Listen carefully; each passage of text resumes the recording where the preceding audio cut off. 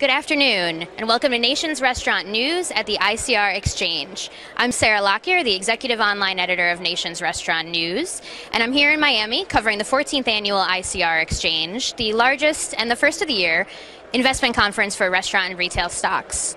I'm here today with Andy Barish, the Equities Analyst at Jeffries, covering the restaurant sector.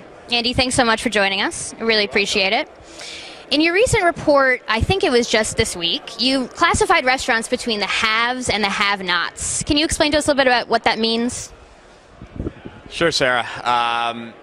What we have going on in an industry right now is some challenges, as it really has been the case before the recession. I think you're seeing differentiation between the traditional sectors of the industry, such as casual dining and quick service restaurant, versus some of the newer sectors, i.e. fast casual and some of the smaller box coffee players.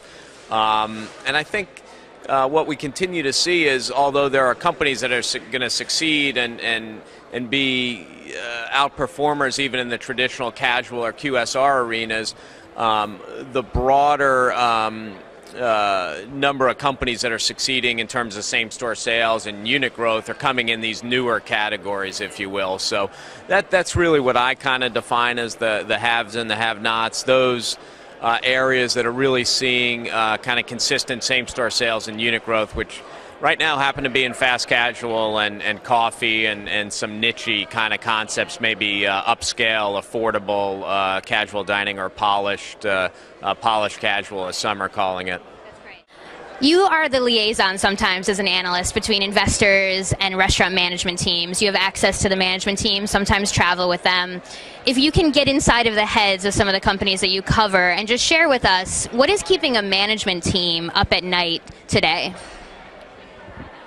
Yeah, it's a good question, and it is one of those investment conference questions you kind of hear a lot around the roundtables and the breakouts here as well. And I think I'd say two things. Labor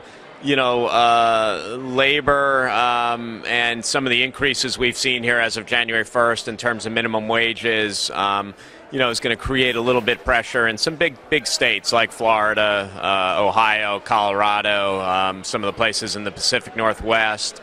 So I think managing labor and people is always a question and a challenge, and something restaurant companies continue to focus on and try to do a better job on.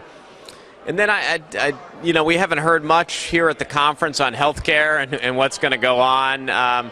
It's a question, frankly, I haven't thought about or asked much about recently.